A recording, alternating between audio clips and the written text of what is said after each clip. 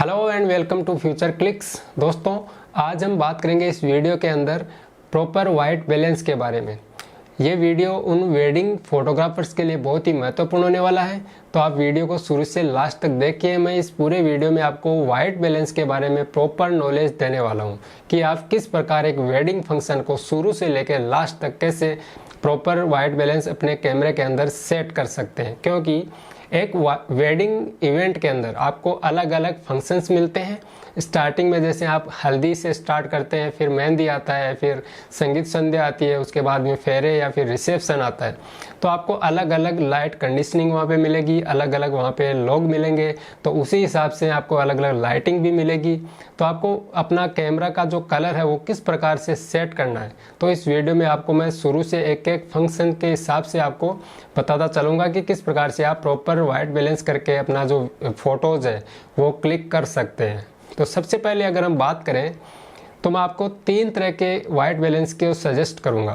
पहला है custom white balance, दूसरा है ऑटो वाइट बैलेंस और तीसरा है केल्विन। तो आप इन तीनों वाइट बैलेंस को किस प्रकार से इन फंक्शंस के अंदर उपयोग करते हैं वो आज इस वीडियो में मैं आपको प्रॉपर बताऊंगा, जिससे आपको एक अच्छी नॉलेज मिलेगी और आपका जो काम करने का तरीका है या फिर जो रिजल्ट आपका आने वाला है अगले आपके वेडिंग्स इवेंट में वो आपको प्रॉपर दिखाई देगा। तो सबसे पहले हम बात करते हैं हल्दी सेरेमनी की। हल्दी सेरेमनी में दोस्तों जब वहाँ का सेटअप होता है या फिर जो लोग ड्रेसेस पहनते हैं वो सब चीज़ें येलो कलर में होती है। तो ऐसी परिस्थिति में आपके सामने सबसे कठिन चैलेंज होता है वो होता है प्रॉपर वाइट बैलेंस का। यहाँ पे आप क्या करते हैं कि अगर आपको जो प्रॉपर नेचुरल लाइट मिल रही है तो वहाँ पे आपको थोड़ी सी आपकी जो इमेजेस हैं वो आपको वार्म इमेज क्लिक करनी चाहिए, क्योंकि हम बाद में पोस्ट प्रोडक्शन में उस कलर टोन को हासिल कर सकते हैं जो हम चाहते हैं। तो आपको थोड़ा सा वार्म पिक्चर वहाँ पे क्लिक करनी चाहिए।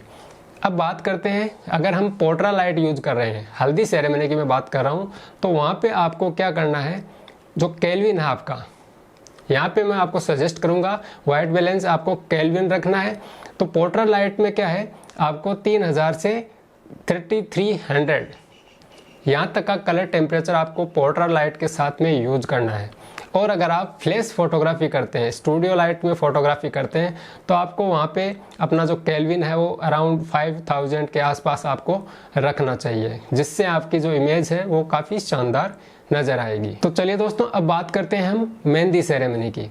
मेहंदी सेरेमनी का सेटअप लगभग हम इंडोर ही शूट करते हैं और कई जगह हो सकता है आपको आउटडोर भी शूट करना पड़े, और वहाँ का जो सेटअप होता है वो काफ़ी ज़्यादा बड़ा भी नहीं होता है। लेकिन यहाँ पे मेहंदी सेरेमनी में हम लगभग क्या करते हैं, अगर फ़ोटो क्लिक करते हैं या फिर फोटोग्राफी करते हैं तो आपको प्रॉपर, अगर वाइड फोटोग्राफी कर रहे हैं तो आपको वाइट बैलेंस में ज़्यादा दिक्कत नहीं आने वाली। लेकिन अब जब आप क्लोजअप ले रहे हैं या फिर वीडियो के अंदर आपको क्लोजअप शॉट्स दिखाने होते हैं ब्राइडल के या फिर, तो वहाँ पे क्या करना होता है, आपको स्किन टोन वो आपको एक्चुअल नज़र आनी चाहिए। आपका जो वाइट बैलेंस है वो आपको ऐसा सेट करना होगा जिससे ग्रूम या फिर जो ब्राइड है उसकी स्किन टोन एकदम प्रॉपर आए, जिससे कि आपका मेहंदी का जो कलर है वो बहुत ही शानदार आएगा। तो ऐसे में वहाँ पे अपने को किस प्रकार का वाइट बैलेंस यूज में लेना होता है। तो दोस्तों मैं आपको, अगर आप फ्लैश फोटोग्राफी यूज कर रहे हैं तो आपको वहाँ का जो कलर टेम्परेचर है वहाँ पे भी आप केल्विन के अंदर ही वाइट बैलेंस को रखिए, जिससे कि आपको काफ़ी वेरिएशंस मिल जाते हैं वाइट बैलेंस के। तो वहाँ पे आपको जो, अगर आप फ्लैश फोटोग्राफी को यूज कर रहे हैं तो वहाँ पे आपको केल्विन है वो अराउंड 5000 लगभग आपको रखना होता है। अगर आप वाटर लाइट यूज कर रहे हैं तो मैं आपको फिर से वही सजेस्ट करूँगा 3000 से 3300 तक। इसमें आपकी जो फोटोग्राफी है वो काफ़ी शानदार आएगी और आपका जो ग्रूम या फिर ब्राइडल का जो स्किन टोन है वो आपको प्रॉपर मिलेगा। नेक्स्ट हम बात करते हैं संगीत सेरेमनी की। दोस्तों मैंने बहुत सारे ऐसे फोटोग्राफर्स देखे हैं जो संगीत सेरेमनी के अंदर फ्लैश फोटोग्राफी यूज करते हैं। एक्चुअल में क्या होता है, आपको संगीत सेरेमनी के अंदर बहुत सारी RGB लाइट्स मिलती है, वहाँ का एनवायरनमेंट ऐसा सजावटी आपको मिलता है, डीजे की लाइट्स होती हैं। तो एक्चुअल में जैसे एक जो कहावत है ना कि कलर्स के साथ में इमोशंस जुड़े होते हैं, तो सारा माहौल वहाँ पे वैसा ही होता है, कलरफुल लाइटिंग है। तो आपको एक्चुअल में उन्हीं को ही कैप्चर करना होता है और आप यूज़ कर रहे हैं फ्लैश फोटोग्राफी। फ्लैश फोटोग्राफी में क्या होता है, आपका जो वहाँ का एनवायरनमेंट है वो आपको बिल्कुल ही रिजल्ट नहीं देगा, आप उस एनवायरनमेंट से बाहर निकल जाएंगे अगर आप फ्लैश यूज़ कर रहे हैं अपने कैमरे के ऊपर। तो ऐसे में क्या करना है, आपको फ्लैश फोटोग्राफी नहीं करनी है। आपको यहाँ पे जो कलर बैलेंस है वो मैं ऑटो सजेस्ट करूँगा, क्योंकि क्या होता है वहाँ पे काफ़ी लाइटिंग होती है, वो अलग अलग आपको एवरी सेकंड में चेंज होती हुई मिलेगी। तो ऐसे में आप कस्टम वाइट बैलेंस, केल्विन वगैरह ये सेट करने का आपको मौका ही नहीं मिलता है।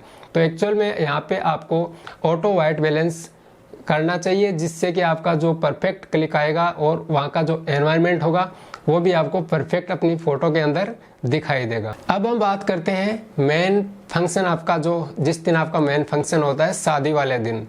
वहाँ पे जैसे मान लो मैं एग्जांपल देता हूँ आपको, फेरे हैं। फेरे में आपको क्या फोटोग्राफी करनी चाहिए, किस तरह का वाइट बैलेंस आपको रखना चाहिए। एक्चुअल में क्या होता है, मंडप के अंदर भी काफ़ी सजावट किया जाता है, उसमें भी कलरफुल लाइटिंग लगा दी जाती है, लेकिन दरअसल वहाँ पे या तो आपको मेजेंटा या फिर ब्लू स्टोन दिखाई देती है, जिसको आपको मैनेज करना है अपने कैमरे के अंदर कलर बैलेंस से। तो यहाँ पे मैं आपको सजेस्ट करूँगा केल्विन। आप केल्विन के अंदर जो फेरे हैं उनको शूट कीजिए। वहाँ पे आपको अगर मेजेंटा टोन दिख रही है तो आप उसको ब्लूइश कर सकते हैं। अगर आप केल्विन में शूट कर रहे हैं तो वहाँ पे एक ब्रैकेटिंग का आपको ऑप्शन और मिलता है, जिसमें आप अगर आपके पास मेजेंटा टोन आ रही है या फिर ब्लूइश टोन आ रही है तो उसको आप उस ब्रैकेटिंग में जाके वहाँ पे कम या ज़्यादा कर सकते हैं। अब मान लो फेरे वाले की जगह से आपको इमीडिएट बाहर की तरफ जाना है, किसी ने बुलाया है या फिर आपको कोई पोर्ट्रेट लेना है बाहर जाके, तो वहाँ का जो एनवायरनमेंट है वो एकदम से आपके लिए चेंज हो गया है। तो वहाँ पे आप क्या करें, वहाँ पे भी आप केल्विन सेट कर लें और उस लाइटिंग के हिसाब से आप वहाँ पे फ़ोटो क्लिक कर सकते हैं। नेक्स्ट फंक्शन की अगर हम बात करें तो वो है पोर्ट्रेट। दोस्तों पोर्ट्रेट है वो काफ़ी महत्वपूर्ण है आपकी वेडिंग फोटोग्राफी के लिए, क्योंकि पूरे एल्बम डिज़ाइनिंग में आपको ये पोर्ट्रेट जगह जगह आपको लगाने होते हैं। तो ऐसे में क्या होता है कि वहाँ पे आपको कलर बैलेंस है वो बहुत ही महत्वपूर्ण हो जाता है।